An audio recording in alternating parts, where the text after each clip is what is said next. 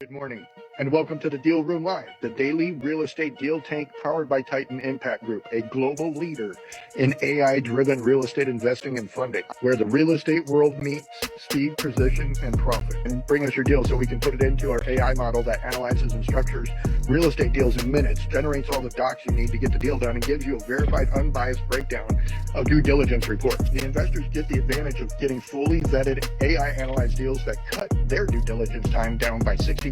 So you're in the right place. Let's open the deal room now and get into today's opportunity. Okay, super excited to show you guys this. Big week, we're in the middle of getting the data center closed, which has taken months and months and months and months and months to do this whole thing. That was supposed to be done in December. Great determination, perseverance. In the meantime, still doing other deals. So Tommy has a project out in Wyndon that we're going to be doing, which I'm really excited about.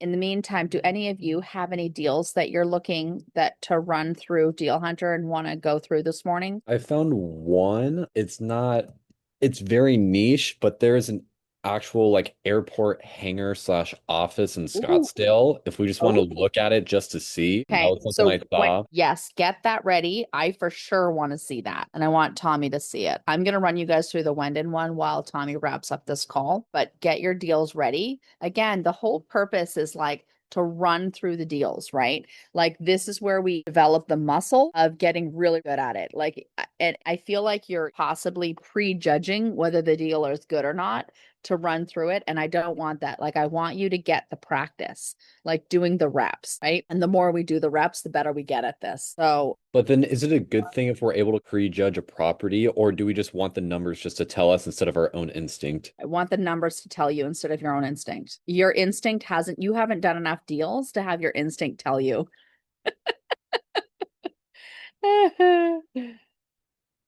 Let's do a walkthrough tomorrow or Thursday. Meet him at the property. No, I'm in Arizona. Sorry, more hurdles to jump through. Super not fun. Okay, so let's go ahead and share this with you guys. So here's what I'd say for all of you for your instinct.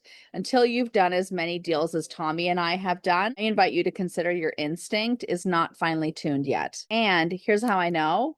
I've done thousands of deals and my instincts still aren't finely tuned. Because again, this is what I love about real estate is that every single deal can be done differently, right? If this was a cookie cutter, like this is the way it goes every single time, and here's the right answer, and here's the check boxes, then yes, but that's not real estate. Real estate in these deals and these businesses require you to think, require you to put teams together, require like so many different parts of you that are just not finely tuned yet. And so that's why even we, after doing thousands of deals, still use this, and more importantly than ever, like lean into it even heavier so that it can help us really analyze the deals, do the numbers tell you what to do.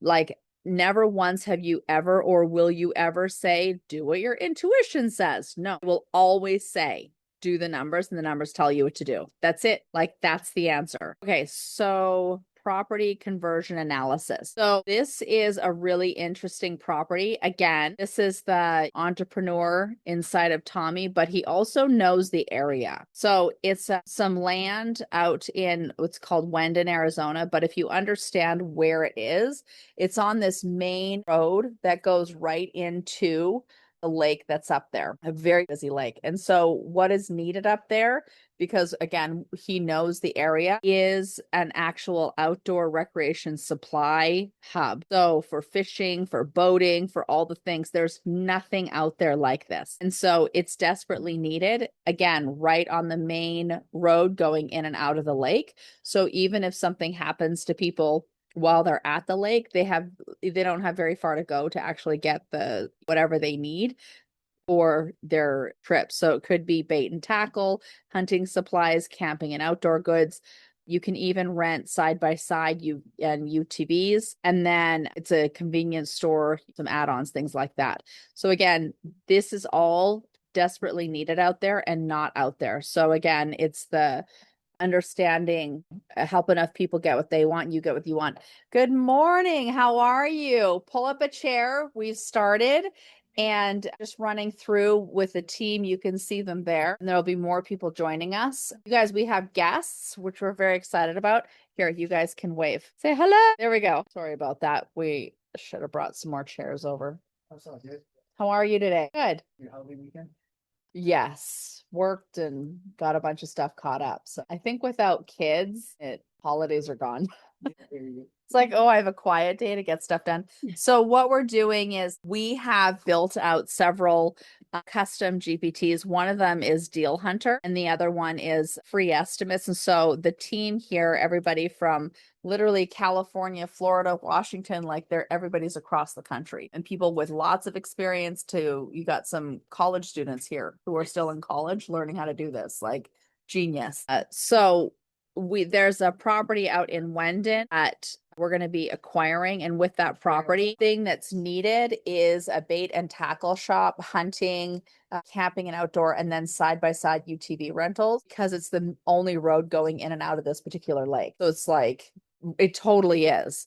And so this ran through. So Tommy had a whole conversation with it about all of this. And then we were just starting to run through the actual property and what it's going to take to create this. So it literally generated the scope, the purpose, and then the lender's relevance to every single line item. So I even tried to slide some like bullshit in there and it wouldn't let me. So nice. I put in there I wanted a pond and I wanted some fancier landscaping and whatnot Did you see this message from Jason? no. The buyer's wanting us to do a walkthrough with them tomorrow.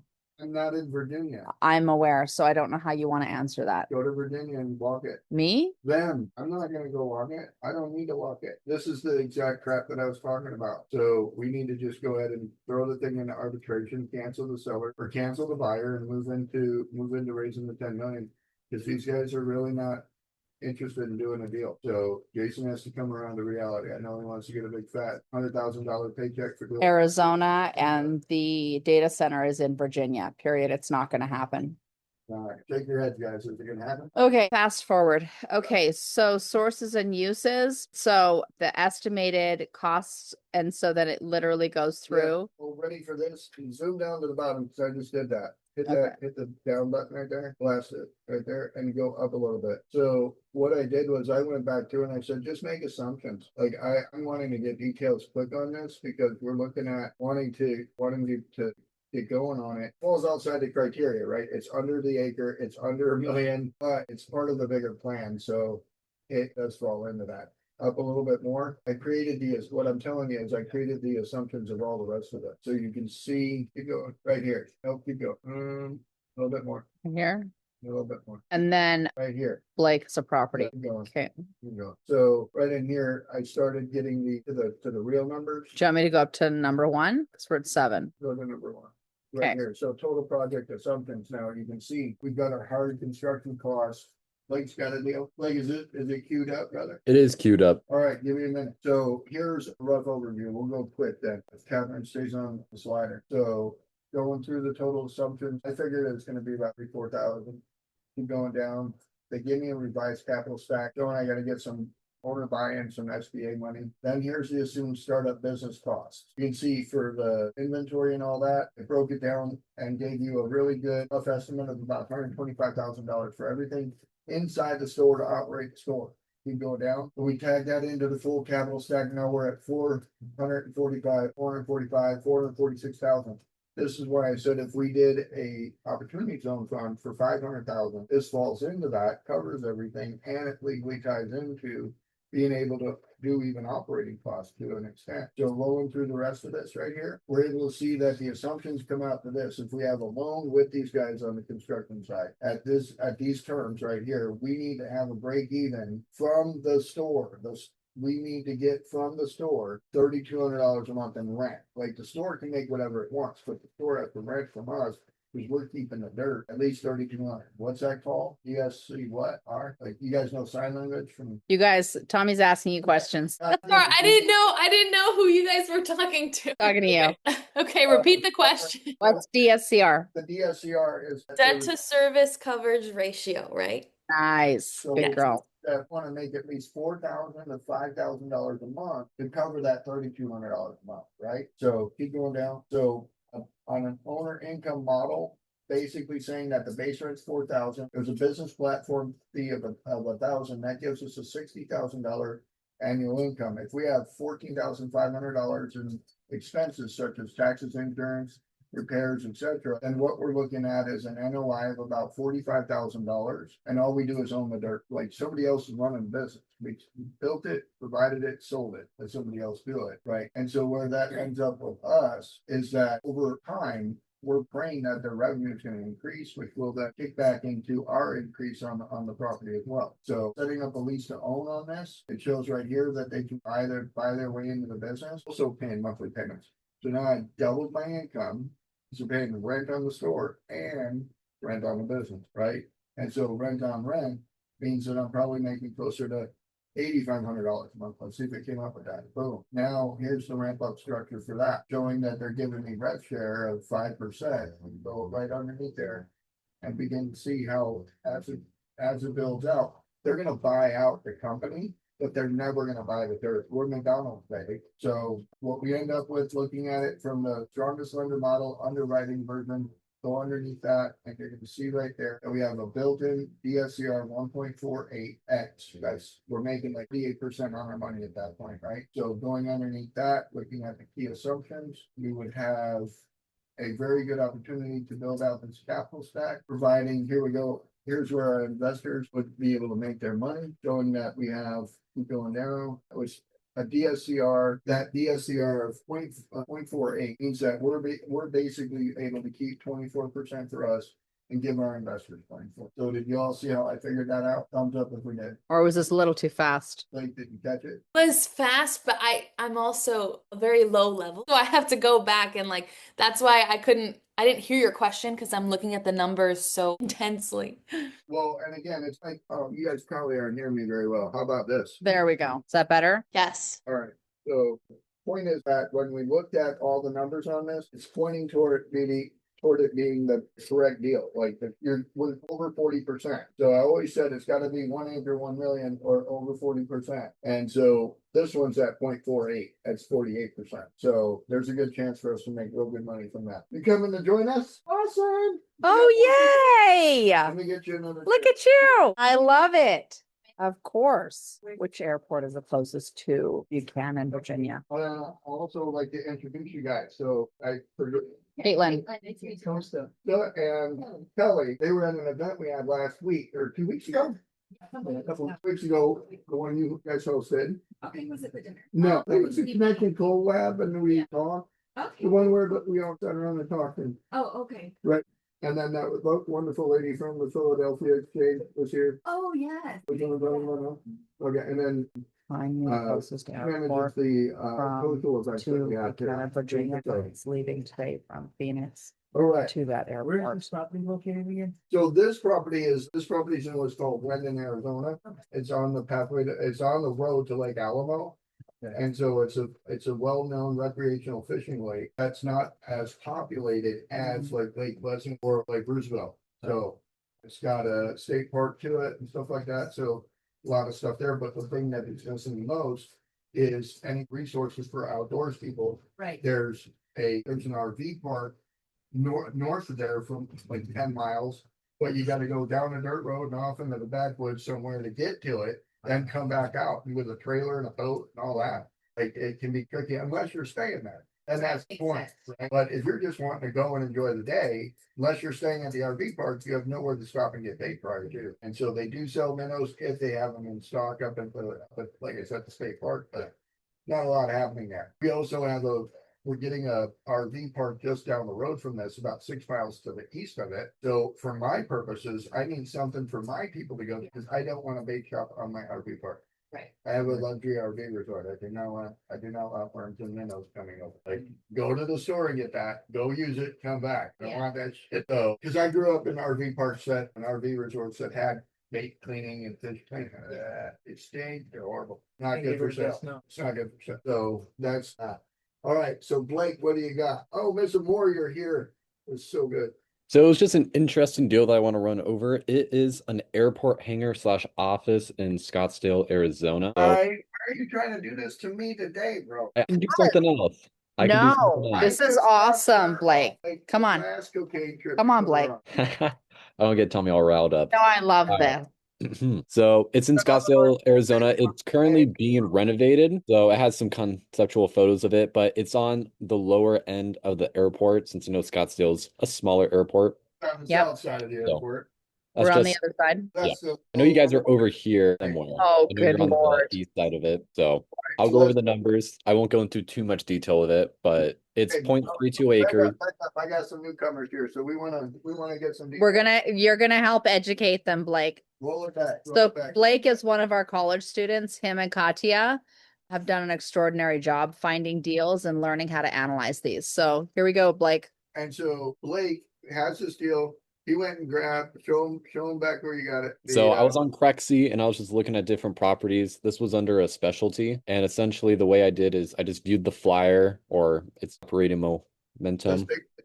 So it just has some of the information about it, just some conceptual photos on the outside. And then it talks about the actual hangar with the office attached. And the office is 2 stories. And it's saying there's a fuel farm nearby for all the jets and planes that they have, the office floor plan that they have with the large hangar, 2nd story, Very cool. 1st story, and then it goes through different size planes that they can actually fit inside the hangar. You put 2 of them in there. Pretty good Nice. size, That's the 600 and the other one's the 350. Okay. correct. And then it just talks about where it's at. So it's just down here on the lower lot off Helm And Drive. it has taxi lane access and all that, it looks like, so it's not direct access, but that's okay. That's a nice little deal. So what we did was we have what's called Deal Hunter by Landshark. It's an AI model. Yep.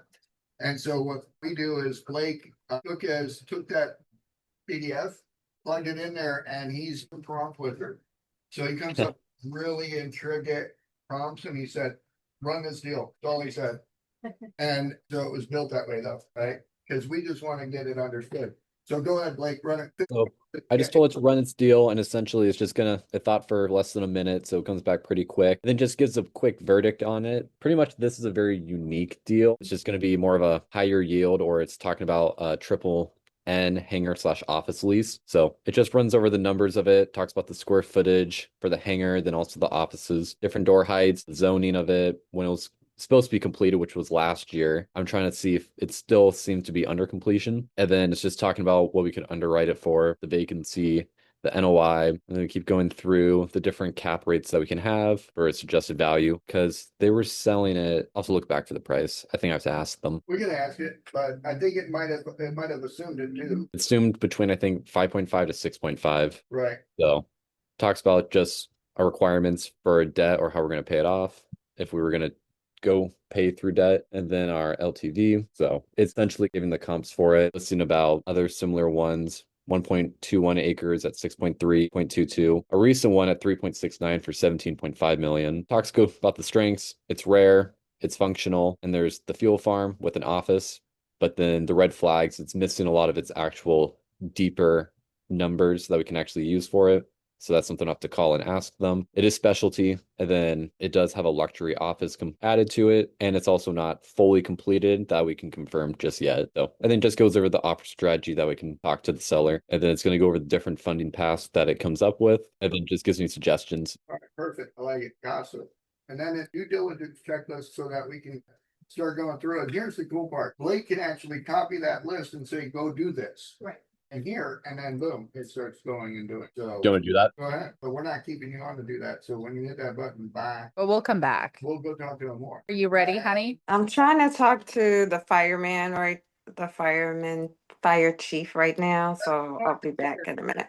It's I so have bad. I have one I can show too if needed. You did what? Sorry, I didn't mean to interrupt. I have one to show as well if needed. Okay. Is Sicily approved? Cecily's It's not like, what? it's not Cicely approved, but I can approve it with her. Well, and then I see Tina down there and Mike out. So I want to say good morning, everybody. They popped in on me while we were running that deal. Good morning. So more, do you want, I want to get details on that this week if we want to get it, if we want to get an offer on it. I can go out and see it this weekend, probably on Sunday. Okay, I'm talking to him right now, so Is he active? I'm just trying to make sure that he's still on board and all that. So I'll come back to you in a few minutes. If he wants to get on a call, let me know. We'll do it live. All right. And then Tina, welcome back. Do you have anything you want to bring to the table? Good morning. I'm just getting some estimates through the Land Shark and the free estimates right now on a property here in Des Moines, the one I was telling you about. And then we're looking at a couple of RV parks that I have the LOI agreement, or not the LOI, I'm sorry, the NDA Okay. that I'm signing so we can look at I think at the North Carolina park and then the one in Arkansas that I had thrown in here earlier. So I'm Well, just the one waiting to get those back. sent in, was that Arkansas or was that Tennessee? Remember? Well, the one they sent me was Arkansas, but the one that I'm wanting to look at was North Carolina, I believe. Right. I was like being out there by Cave Cove and stuff like that for that RV park out there in North Carolina. That one made more sense to me, but I thought we ran the numbers on that and it was just a little conflated. So And I was wanting to see the actual expenses on it too. The other property that I'm looking at right now was in New York, and it was an Airbnb home that was sitting on a really pretty riverfront with a couple of cabins on it. And so I'm looking at that one now and getting all of their actual expenses. They just gave us a rough idea of what's out there. So Right. once I get some additional things put together, then I'll bring those on. perfect. How are we doing on Palisades, Katya? Are you showing me something new? I don't have anything new today, but I will tomorrow because I'm deep searching through all the websites I was given yesterday and I'm submitting the request for the information. Okay. And then again, like we can build out 40-foot, 400 square foot to 800 square foot tiny homes there and qualify for that manufactured home, that mobile home thing. So I think we just need to have a meeting with them and discover what their position is, if that's gonna be doable. And we just try to get 270 units for that to go in there. Okay. And go that route. Okay, sounds good. Was there, you said you had something you were looking at. Yes, it's in Yuma, Arizona, and I can show you. All right. So really quick, while she's doing that, I'll just catch you guys up on what's happening. So we've built out based on 20 years, 30 years of experience of investing and doing all the things. It took me 20 years to figure out as an investor, I like two things. I like to be the bank and I like to rent dirt. So to collapse timelines and not have them like do a bazillion transactions like I have to figure two things out, we created an investor survey and it's based on everybody's individual personality and their personality, the things that are important to them, all of that. And literally takes about 20 minutes to complete the survey. And at the end of the survey, we literally give you like, this is the type of investor you are. These are the type of deals that'll make your heart sing. And then it builds out a 90-day blueprint and then a 12-month blueprint. And so all of them have their investor survey. So they're finding deals that fit their investor survey profile. And then we help structure the team, the money, all the things to put it all together. And So that's that's why no two deals look the same because they all are different types of investors. And that's why when we were talking about the equity fund, we have Titan 23, which is our general real estate fund. And then we have opportunity zone funds that we're also going to be launching out as soon as like August 6th, when that kicks into gear.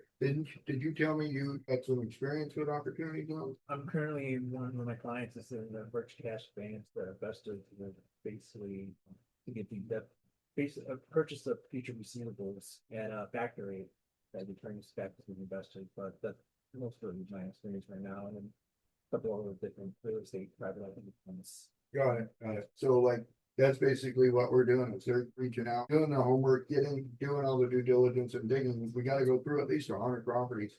Find 10 viables that will hopefully return us anywhere between 1 and 3 opportunities to actually offer up and go. Right. So we have a parameter of $1 million or an acre, and then propensity of 40% ROI or better. So that's our buy box. We're not agnostic to any vertical asset, because we're just buying it, fixing it, flipping it, and it doesn't matter what it is. So utilizing AI to do that has been very helpful, because, and then with the people that we have in here, they're able to go after cash flowing properties, which is good for a certain class of investors. Some go after long-term deals, 3 to 5 years, where we're gonna be holding it and doing more of a waterfall. So depends on what they're structuring.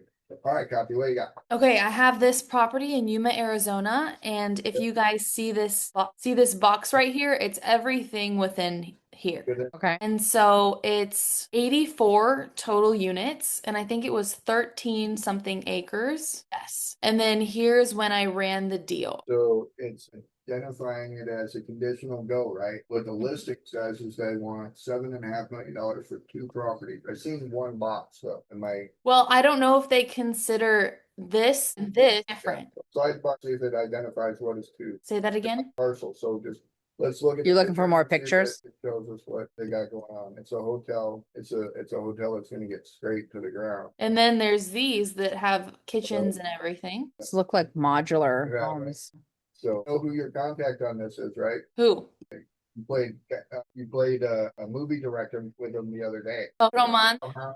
Okay. So he lives in Yuma, so this is his backyard. Okay. So you gotta get with him on this for sure. Okay. So, and it said what did it say about all the stuff? Did you get a financials off of it? No, I just found this earlier this morning. Got it. Back of the napkin valuation. Okay, so NOI. These are the cash flows it has to have, right? So remember those NOI. So it's saying that unit per month price. That sounds about right. That unit price, $600-700 a month. So, and Roman would be able to validate that. So those Okay. conservative, I think. You know, on your debt test, it's showing you that in order to do this, if you got a 65% LTV with a $2.5 million down payment, in order for you to get a DSCR score of 1.25, you'd have to have $572. I like to figure out what the debt service is for the whole damn asking price. So how far into it are you? How far into this or into the property? Oh, you're not too far in, you're good. So, okay, land upside is huge because it shows that there's 3 acres undeveloped with 4th Avenue in front of it. So that area is growing so big, you could probably cut that out and sell it as a convenience store, gas station, something to that extent. Okay. It says that it's 100% leased. Keep going, okay. The Shark cash flow offer says to offer 6.5. Why? Great. Seller financing structure, maybe we can try to get them to do that. Do it. Earn out performance based where you go and tell them what an earn out performance based is, like, This is a new lesson. I don't think so, no. but you're smart. Earn out performance based. So I'm gonna get it, they want 7.5. I'm gonna give them 4 and then earn out performance based is the 3.5 that I'm gonna give them after I've been there 12 months. Got it. Okay. Right? Because what if I take over and then everybody moves out? You think I should give them their full asking price now? No, because there's no tenants. Exactly. We're gonna give them a sharp. What's that based on? Because again, we bought it based on 100% leased out. And then when I buy it and they disappear, now what? Uh-oh, where'd my money go to give to the bank? So unless I have a plan of redoing something there, which I 100% do, like I can't buy those people out fast enough. Is that common to include that into deals that the seller will be open to that structure? Hey, here's how I go at every deal. I'm going at every deal as if this is the last chance I've got, and I go for the no. Because then it's always, well, where do you want to be, right? I'm the guy that's like, well, how much do you want for that, right? Because then I gotta wait for them to tell me the story of why it costs that much. I'm gonna be like, this is what I think I want to pay for it. What do you think? And they go, no, oh, I didn't mean to insult you. By all means, tell me why it's worth more. Tell me what you need, because now then it gives me the leverage to know they're coming at an emotional logical, well, I need it to buy a car. Okay, how much is the car? I'll go get the car. Give it to me for the price I want. I'll go get your car. Why would I do that? And the reason is because for my investors to see the deal I structured, because everything has to be transparent. If I show my investors that I got a deal for 25%, they're 100% interested in investing with me because they're like, holy crap, that guy's smart. Let me give him my money. He's gonna make my money grow. Right? Would you give? I had a brother that was a professional poker player and another brother that was a professional gambler. The difference, right? The one that played professional poker made money, drove fancy cars, lived in nice houses. The professional gambler, not so much.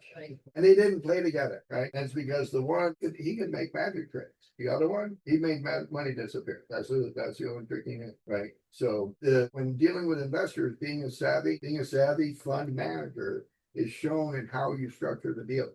Right. The Art of the Deal by Donald Trump. And again, people are like, I don't know, Trump, go read his books. You'll know why.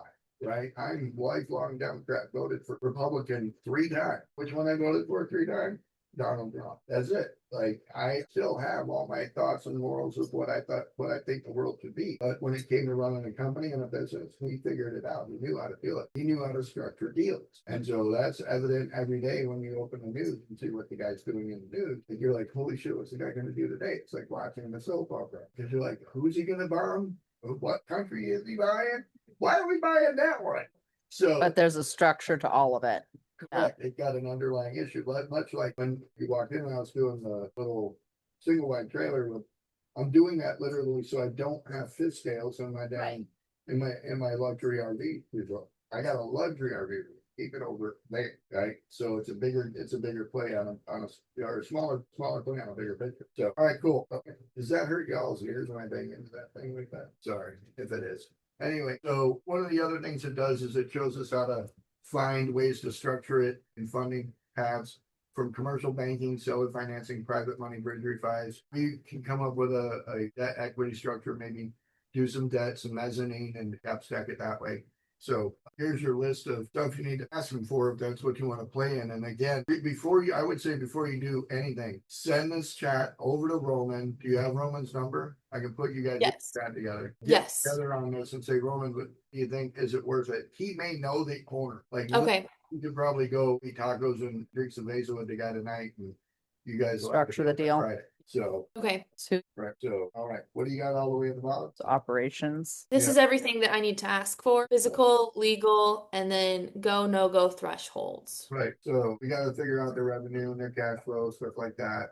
So knowing where you gotta be before you go and get all that stuff through. All right, looks good. So, and then in your next questions, it says, well, it doesn't ask you if you wanna look at it for a higher and better use, but that's okay. We can break into that later. Let's find out what else we can do with it. Okay. Do you want me to dictate or do you want me to do that on my own? No, I want you to talk to Roman before you do anything else. Okay, sounds Yeah. good.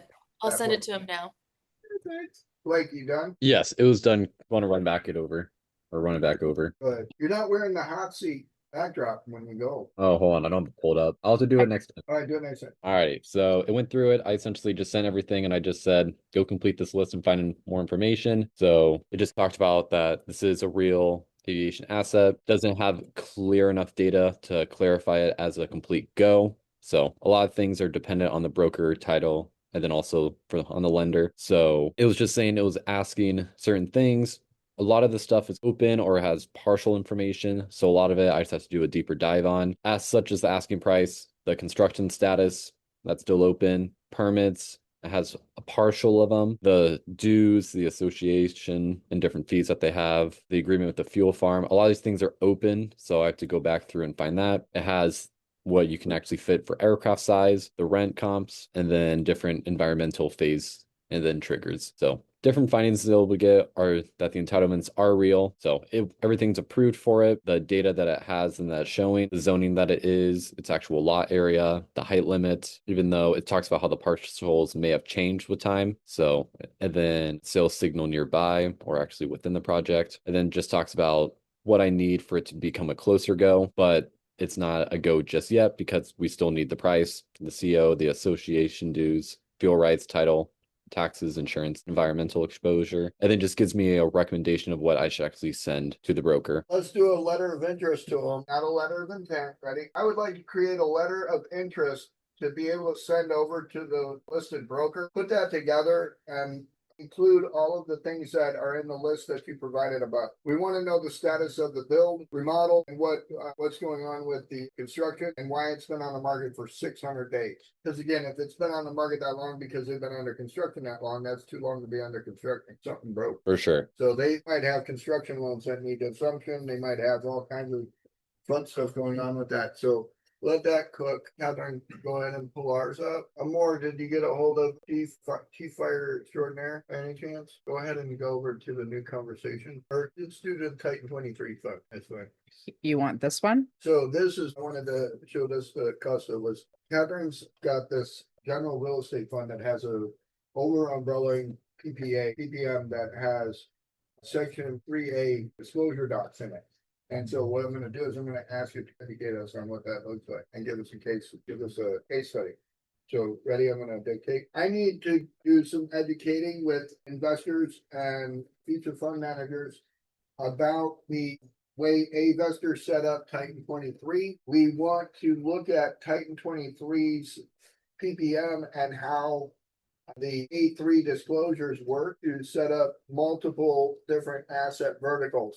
Can you give us a case study of this on top of an explanation for my audience? So we talk to it rather than typing because when we type, we automatically condense what we're saying. and it needs as much context and it captures way more than we realize when we're actually talking. Okay. And so it's better to actually like ramble on Really? than it is to like type and like miss a whole bunch of stuff that is actually very useful for it. Okay. And like Grok and Gemini and Claude and GPT are all different. The one thing that this does, that GPT does, that I haven't found that the others do, is customer outreach. Like I can actually, and I want to talk with you about it, I want to create a Club Scottsdale GPT because ChatGPT is becoming the new Google. Everybody's got GPT on their phone. Right. Not everybody's using Claude, because what does Claude do? Well, it builds businesses. Is everybody an entrepreneur? No. So Grok, what is Grok? It's a conspiracy theorist. Like, is everybody a conspiracy theorist? No, it's just people on X.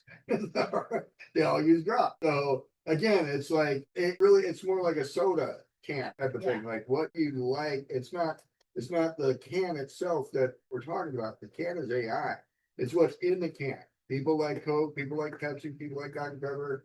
There's some people like ginger ale, right? So that's what all these these models are. And then within them, what are the benefits to it? Grok is great at providing you with very analytical stuff, but probably not really good at creating like videos and pictures. Whereas Claude's great at that, can also do code, and that's cool, but it's unable to reach out to customers. And then what ChatGPT does is it can actually reach out to customers, because again, everybody's using it, everybody has it. So, but this is what it came up with, that within the type 23 structure, let's see, go down a little bit more. So what the A3 disclosure doc does is it creates the ability to customize for example, our offering. Most of the time the PBM has the offering in it. Right. But in ours, the PBM says go to the A3 disclosure doc for the offering. And so when you go to an A3 disclosure doc for this, covered by that PBM, then we can be very explicit. Like we're going to do a 70-30 waterfall with an 8% pref. There's going to be a participation on our side of the 30%, but we're also doing 5 of management fee. We're going to do a $50,000 due diligence cost, a $100,000 acquisition fee, and break all that down within that, so that in that A3, we're able to do all that, because then it makes it simpler for the investor to know, okay, that's just the path I'm on. And not only that, but if we have a vertical that does go south, the entire fund's not infected by whatever happened on a vertical that failed. So scroll a little bit here. It shows some of the deals here. It shows like a real estate debt structure. Down a little bit. There you go. This way. So the real estate debt structure, for example, is where we basically write out the terms as we're the bank, they're signing a bank loan. And then our investors are getting a portion of that in interest only payment, if you will. So if we set up an interest only payment with say a home builder, we're doing this right now with a custom home builder. They're taking a $1 million loan with us. We're providing them that $1 million loan at 12%, but we're paying our investors a guaranteed contractual 8%, right? And we're holding that 4% as that process. Now, the builder also paid us 2% on the loan as part of the closing costs. So we took a 2% origination fee. So that way our investors didn't take that hit. It had to come from the actual builder. So an equity syndication, it's set up in a way where we can do like a waterfall instead of it'd be more like a GP-LP situation, where we GP with the builder. He needs $1 million. We get people to invest with us. Instead of them getting interest only, what we're going to do is we're going to take the $1 million. We're going to hold that on the house for the 18 months. And then when we sell it, we're going to give them 70-30 from the proceeds. And so if we sold it for $3 million and our net on it was $1 million, they will return their capital, their $1 million, but then we're also going to give them 700,000 of the $1 million that we got. And then at that point, they'll like I think that's like a 1.7x multiplier, just somewhere around the 35 to 45% IRR. The beautiful thing is I don't have to figure out that math. I don't have to contact the CPA. I don't have to wrangle anybody to give me this information, because I can get this to do it for me. When we built it, we taught it. These are the metrics we need to have. These are the metrics we need to know. These are the things we need to understand in order for our investors to get documents that they will be able to consume and then invest with us. Right. And we can do that with it. So a little bit further down, you'll see that it always pulls a disclaimer out for us. And so we're always telling people as they use this, we're not advisors. We're just giving you information. You do what you want with it, go talk to anybody. And so if you're using a GPT that doesn't have disclaimers like that, I'm curious if you wrote, like, again, they might be asking, but these are the things that we create. So we've created almost all of these over here on this side. This is for our event. This is for teaching people about opportunity zones. These are sponsored by lawyers. This helps build these. This one is the investor survey, which we'd love to give you guys to go and take and check out. Yep. This one is the one we're discussing right now. Free estimates is the one that, if you scroll down, I like to give an example of it. Is it the rental? Keep going down. It's gonna be the rental. We do a lot of damn deals. So, click rental up there. Like, in Rental the where? search, type in rental, because apparently it cut off right there. And then luxury rental deal analysis, property. So nope, that's in Deal Hunter. I want the one that had the Bathroom? kitchen and bath. You sure it wasn't in here? I know it's not because I know the one you're looking for. so do kitchen up there. Just do kitchen. Type in Okay. Kitchen, and it'll be the first one that comes up right there. Luxury kitchen. This one? This is So- really cool. Scroll. So a lot of the times when we have deal hunters, they're out looking at deals and they're like, I want to fix and flip, or I want to buy and hold and do a rehab. Okay, great. Well, how much it's going to cost you? I got to call a contractor. I got to get this guy. I got to get that guy. And then in a month, you'll have all the information and answers you want. Right. And so we did this luxury rental deal analysis and I ran it and I'm like, this guy's asking a lot of money for a house that has really old cabinets. If you scroll through the pictures real quick, you'll see. Like you want me to open It's them? open. So like you can see, it's like 2001 floor, cabinets are 2001. And so countertops, like this isn't a luxury house. Right. This is a big house in a nice area.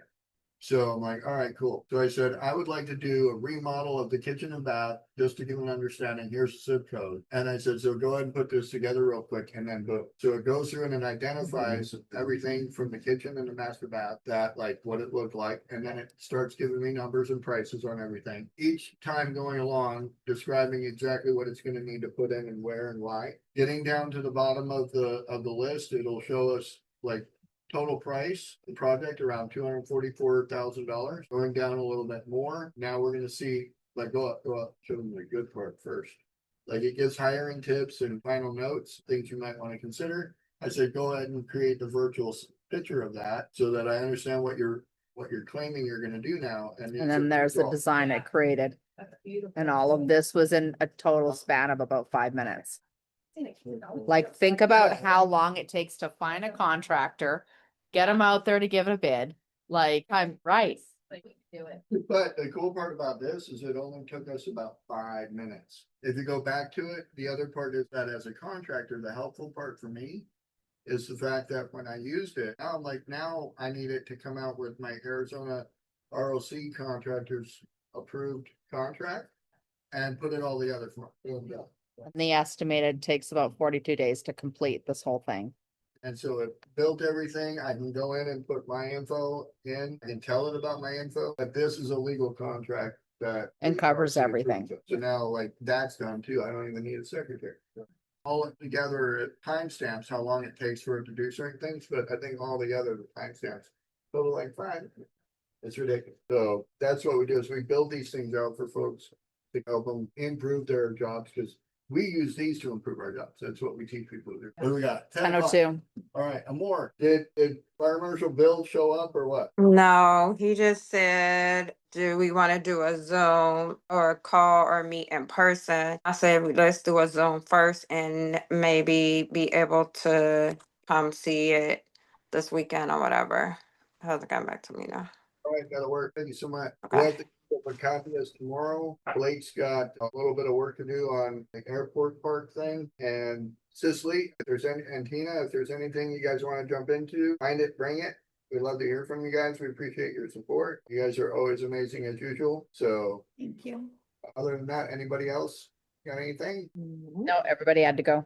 All right, I'll wrap it up with prayer. Everybody bow your heads. Heavenly Father, we thank you for the blessing of this day. The blessing to go out and do the things that make your world beautiful and great. We ask that you continue to provide us with the strength and courage and abilities to go out and do your son's will. In his name we pray. Amen. All right, everybody. Thanks, See everyone. everybody tomorrow, 3 today for Summit. the Breakfast Club. So. Bye, you guys.